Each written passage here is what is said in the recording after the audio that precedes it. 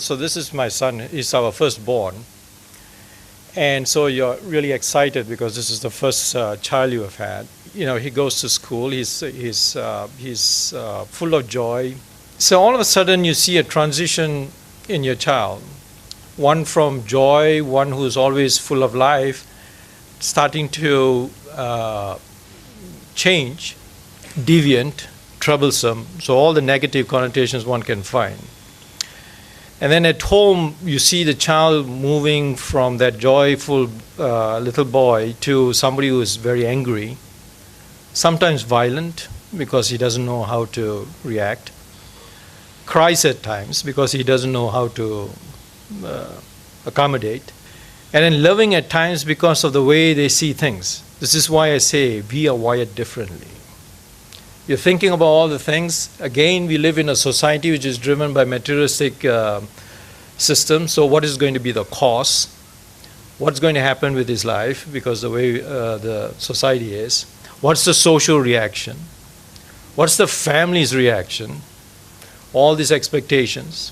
But what we finally realize is nothing matters except for the child, him or herself. That's the most important point. The first diagnosis was he needed to be medicated. The gut says, no, this is wrong. We went to a psychologist, an educational psychologist. Within the minute of talking to Bhishma for 3-4 minutes, he asked Bhishma to leave the room, and for the first time Bhishma actually listened and walked up. It's simple and yet not simple. He's dyslexic. And the good thing in Canada was that when we went to the school, they were accommodative, so they got a special needs teacher who would take him and work with him. And they also paired him up with a buddy. My son is also an extreme introvert. So I thought dyslexia and introvert were synonymous, but it's not. It is his character itself. And we have come to appreciate that and respect that as well. Then we moved to Nairobi, and because we went into the UN. We went into the international school, talked to them. They said, no problem, we'll support. 3 months later, the teachers were not supporting. They were becoming irritated. The tolerance level was not, because they were based on academic achievements. And this is why I think this network is going to be extremely useful, because we didn't have that. We had to search for ourselves. At that time, there were about 4 to 5 in the US. They did a test. They warned us that there's a long queue, waiting list. But after doing his test, they said this school was set up just for kids like Bhishma. And so he jumped the queue. And I remember the headmaster saying, we will produce a young, confident man in 3 years' time. They told us to pull him back 1 year. And we said, that's okay. I'm really happy now because he's 24. He's graduating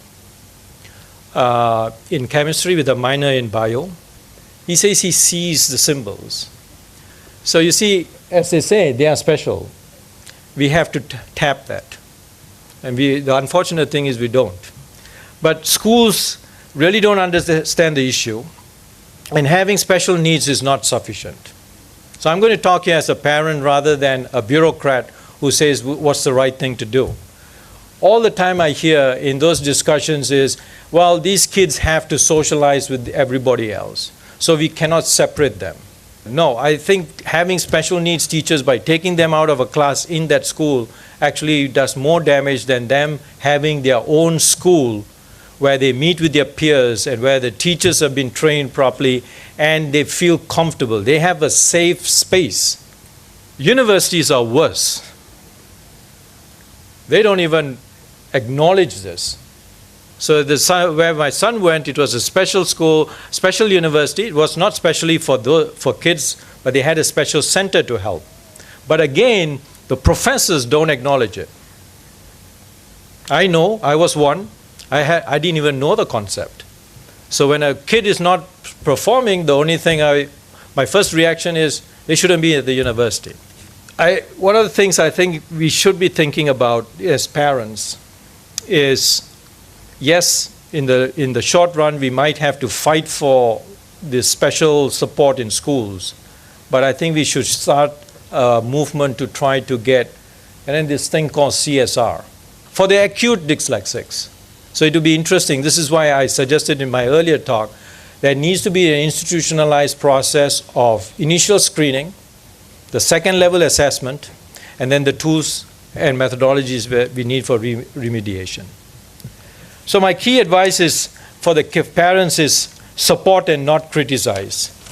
Love and respect. Love, of course, as parents, I don't see any other options. Respect